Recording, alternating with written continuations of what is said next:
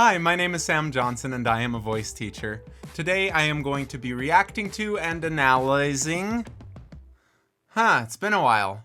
What's the words? Today I will be reacting to and analyzing Robert Plant and Alison Krauss in their Tiny Desk Home Concert series concert, where they will be singing Can't Let Go. I like both of these singers a lot. I haven't heard the song before. Let's see what I hear, and that's this video series. If you're here, you've seen a million of these, probably, so welcome back.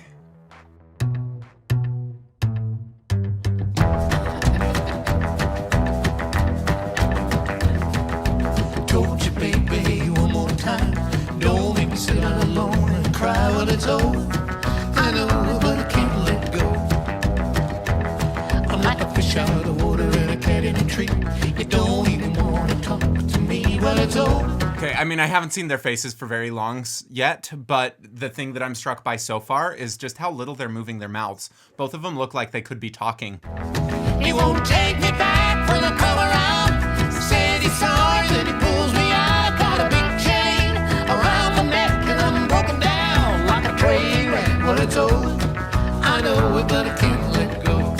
Their voices sound so good together. It's sometimes when there are voices that the quality, the timbre of their voice, and obviously like they're good musicians, so they'd make a lot of adjustments based on the fact that they're singing with someone else. And they're not always conscious adjustments. Sometimes just by hearing someone else, you'll naturally make these adjustments. So like in choir in college, that's a thing that happened.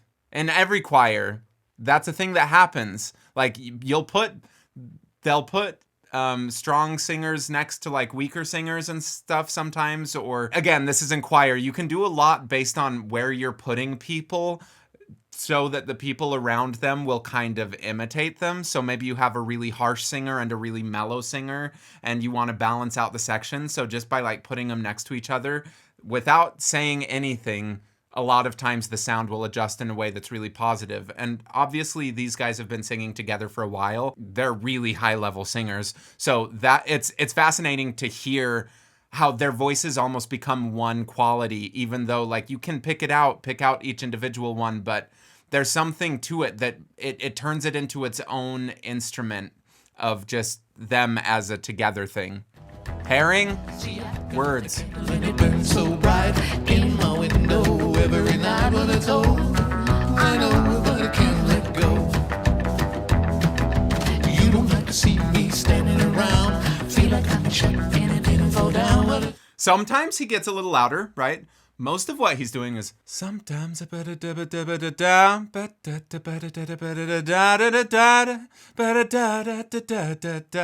he's not afraid to sing quiet. And he's right up on that microphone, but a lot of times I think people will hear the tonal quality of a voice, and if it is a full, vibrant, on-the-voice sound, they will assume that it's loud, and that's not always the case. And I think that with Robert, especially like with some of his work with Led Zeppelin, he's probably not singing near as loud as I perceive them to be singing at all. Same sort of thing with Greta Van Fleet. Like that cat is singing quieter than I would expect.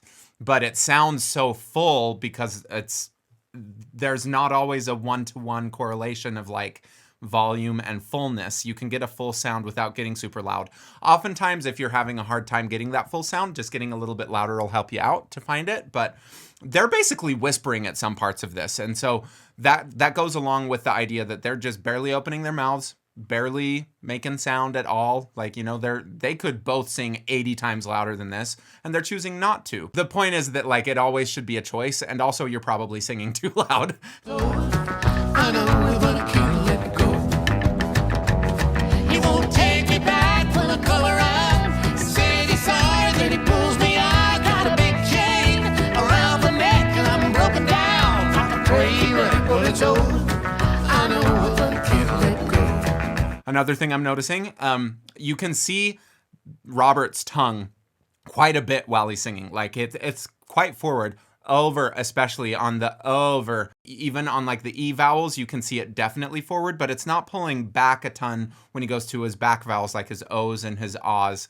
It's like E to A, E to O versus like E to O, where it's a huge change. And that little adjustment with the tongue, it makes a big adjustment in the tone quality that we hear. But it's such a common thing to have those back vowels really pull the tongue back. And even for front vowels, for it to pull the tongue back, like an E might turn into an or something, and it loses the quality. So that's another thing that just the speech-like quality that he's getting is benefiting his singing technique. He won't take me back when I come around. Said he's sorry, then he pulls me out. I got a big chain around the neck, and I'm broken down like a train wreck. Well, it's over. I know it, but I can't let go. They're so connected to each other. And I mean, I think I'm talking about Robert a lot because he's got a voice closer to my own, which is not really true, but I mean, I don't have as high of a voice as Robert or Alison, but I'm at least a little closer to Robert's voice. And so I just hear it a little stronger. But also Alison is kind of singing the harmony line. Robert is singing more of a melody. It's still, I'm not sure which line would get stuck in your head after listening to this song, but it feels like Alison is kind of pulling back to not overpower Robert, and that's a thing that really skilled harmonizers do. So I'm gonna say Alison is singing the harmony. He won't take me back when I come around. Said he's sorry, then he pulls me out. Got a big chain around my neck, and I'm broken down like a train wreck. Well, it's over. I know it, but I can't let go. It's an interesting question, though. Like, most of the time I can just hear, oh, that's the melody. For sure. And with them, sometimes they're handing off who has the prominent line and who has the melody back and forth so much, which is another reason that I'm just kind of perceiving it as one instrument, because it's just, this whole thing's happening, and because they're bouncing back and forth so much, my mind is not drawn to just one person the whole time. It's like when we get to the na na na na na na na na na na, then my ear goes directly to Alison, but the other parts it goes more to Robert and stuff, and it's really cool. They're very good singers, and it's difficult for in a duet situation to kind of go back and forth and not oversing certain parts and sing out when you need to and all of that. It's experience. They're fantastic musicians. They are such good musicians, but this is also not like unreachable for a normal person or for someone who doesn't feel confident singing harmonies. You just need to practice with someone. If you have anyone around, ask them to sing harmonies with you. Ask them to practice with you and frame it like that so that they might actually want to help you out. And even if they're not great singers themselves, like you can harmonize Happy Birthday to You. You can harmonize Twinkle Twinkle Little Star.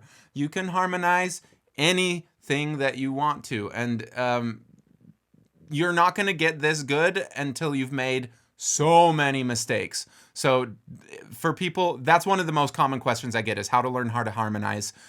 You just start and let yourself make a ton of mistakes and then record yourself and listen back and hear where you didn't like things and where you did like things. And then you just keep going and doing it again until you start building your intuition that like when you hear a note, you can choose another note that sounds good with that note.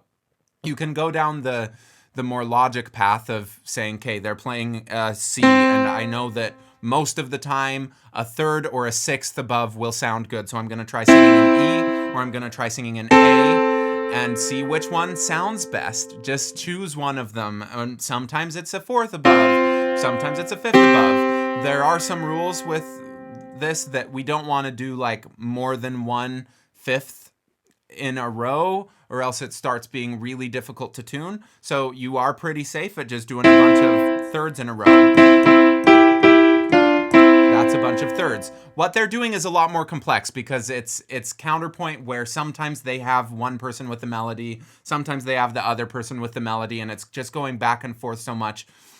I bet that I would love to see a writing session with them, honestly. I have no idea what they do, but they sound phenomenal. And it's over, I know, but I can't let go. It's over, I know, but I can't let go.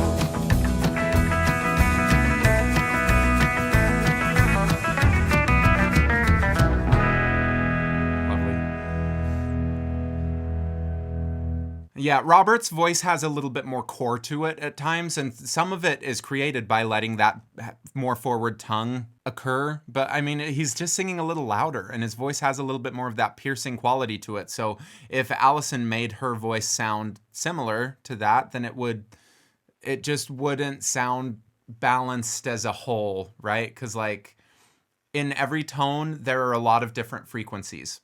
So when I play this tone, it's not just C. There's a C in it, and you also are hearing like a C above it, and the C above that, and a fifth, and it's the overtone series. Go look it up.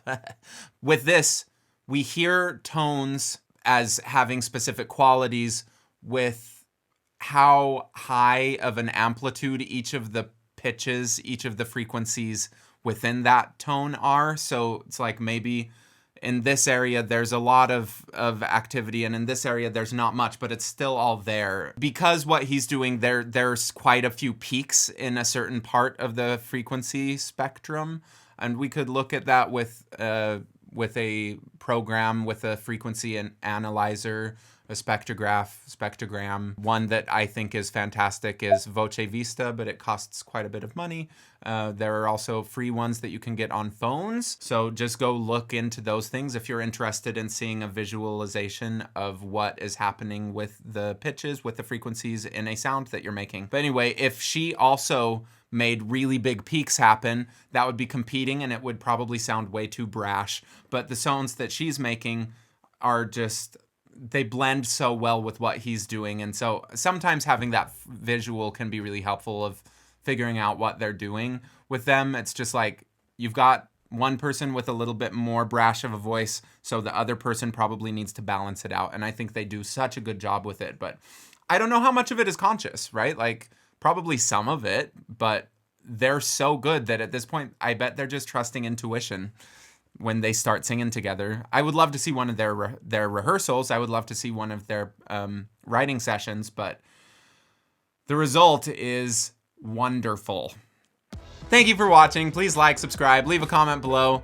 Let me know what videos you want me to react to, or even if you want me to not react to things, what do you want me to not react to? Leave some comments below.